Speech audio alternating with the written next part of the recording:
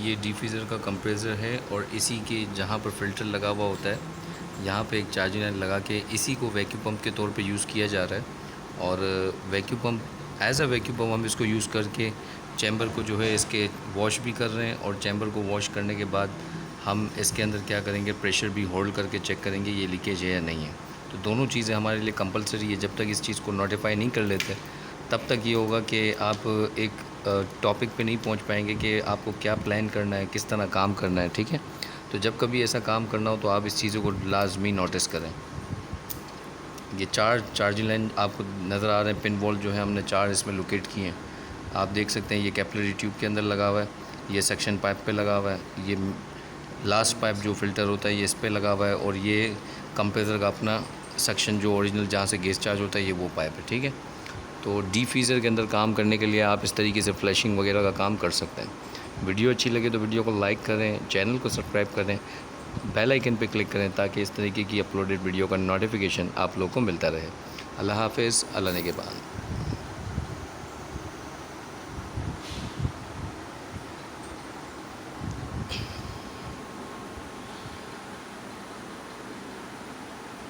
चालू करो।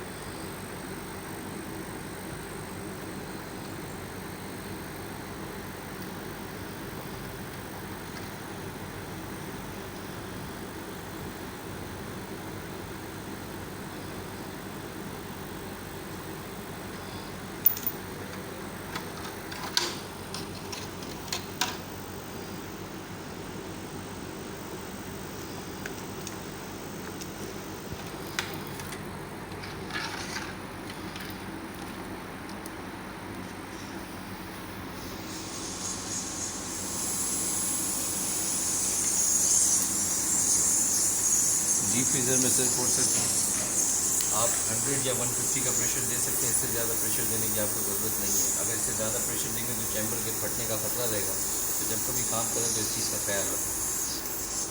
100-150 आपके लिए काफ़ी है, आपको टेस्ट हो जाएगा चैम्बर लीकेज है या नहीं है, जिस तरह ये जा रहा है।